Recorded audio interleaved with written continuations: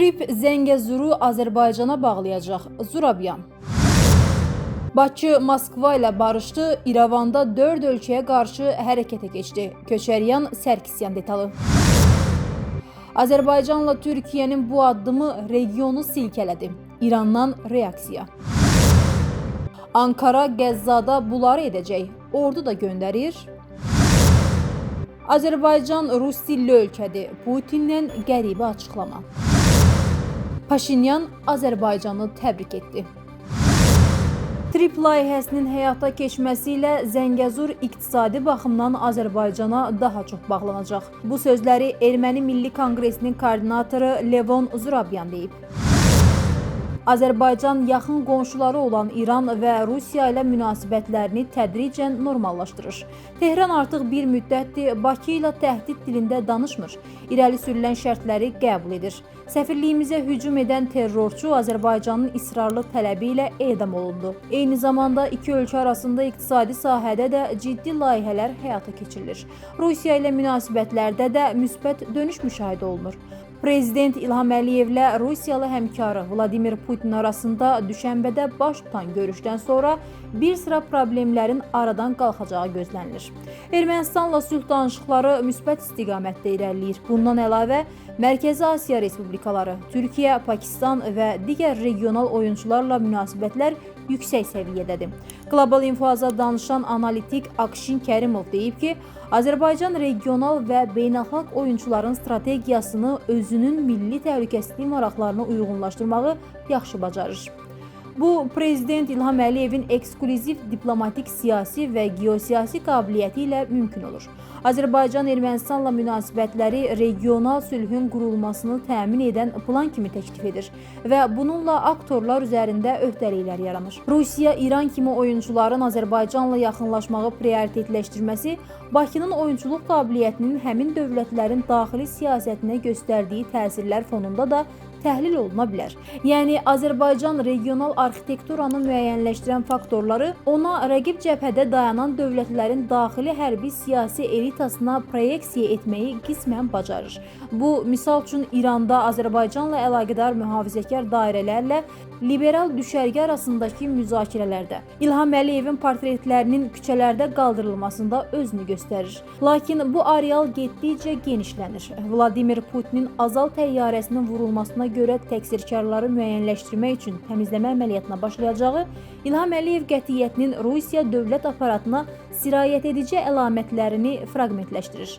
Analitikin sözlərinə görə Azərbaycan eyni zamanda İran, Rusiya, Fransa, Amerika Birləşmiş Ştatları kimi aktorların Ermənistan daxilində formalaşdırdığı institut və ya hərəkatları da neytrallaşdırmağı sürətlə icra edir.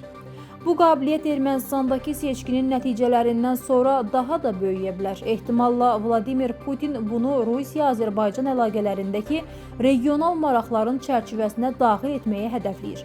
Lakin Azərbaycan-Ermənistan daxilində özünün üstünlüklərini dayanıqlı edən fərqli strateji muxtariyyət axtarır. Bu məqam Moskvanı Bakı ilə üz-üzə qoyur. Üstəlik Azərbaycan və Ermənistan arasında paraflanmış sülh sazişinin mətninə əsasən tərəflər qarşılıqlı sərhədə hər hansı üçüncü tərəfin qüvvələrini yerləşdirməmək barədə öhdəlik götürüblər. Bu amil Avropa İttifaqı monitorinq missiyasının Azərbaycanla sərhəddən çıxarılmasını şərtləndirir. Başqa tərəfdənsə Rusiyanın 102-ci bazasının Ermənistandan çıxarılması bu maddənin təsiri altına düşə bilər. Güman ki, Azərbaycanla Rusiyanı yol ayrıcına gətirən məqamlardan biri də bununla bağlıdır. Lakin bütün bunlar Moskva-Bakı xəttində əməkdaşlıq xətlərini inkar etmir. Bu xətlər indi Amerika Birləşmiş Ştatları Azərbaycan strateji tərəfdaşlığına və Prezident Donald Trumpın vasitəçiliyi ilə Ermənistanla əldə edilmiş razılıqların kontekstində qiymətləndirilə bilər. Bunların fonunda isə rəsmi Bakının Ermənistanın keçmiş prezidentləri Robert Köçəryan və Serj Sərkisyanı ədalət mühakiməsi önünə çıxarılması şərtləri gücləndirilmiş ritorika kimi gündəmə gələ bilər. Ehtimalla Azərbaycan Rusiya ilə Ermənistanda əməkdaşlıq imkanlarını Köçəryan və Sərkisyanın həbsi kontekstində irəli sürəcək.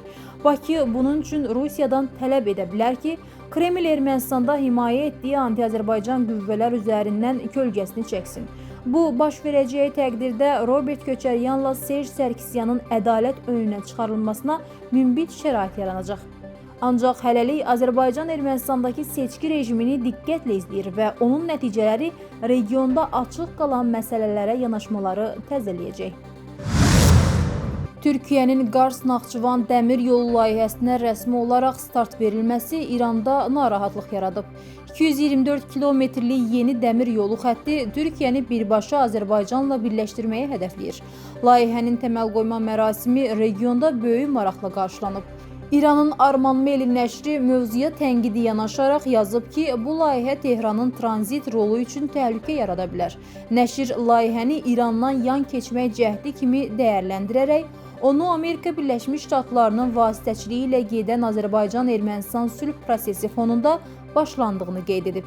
Qars-Naxçıvan dəmir yolu iqtisadi baxımdan Türkiyə və Azərbaycan arasında inteqrasiyanı gücləndirmək, eləcə də regionda yeni alternativ nəqliyyat dəhlizləri formalaşdırmaq məqsəd daşıyır.